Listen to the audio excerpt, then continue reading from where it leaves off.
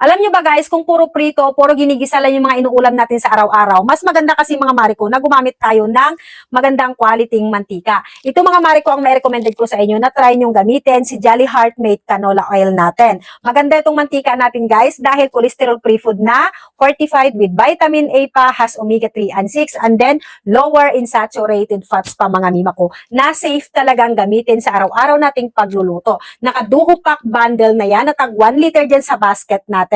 Plus mga Mariko naka-COD, naka-door-to-door delivery tayo, and then naka-direct mismo tayo kay Fly Ace Corporation. Guys, highly recommended ko talaga to kasi subok na po talaga ng karamihan. Si canola oil kasi natin mga mima ko ay may mas mababang level ng saturated fats or bad fats compared po sa ibang vegetable oils. It is in high in unsaturated fats or good fats na safe pong gamitin natin. Yes, mima ko ha, kung naghahanap kayo ng healthy, affordable at magandang quality mantika, try nyo guys si Jolly Heart Made Canola Oil na to. Ilagay ko na lang yung link kung saan ko ito nabili. Check out mo na.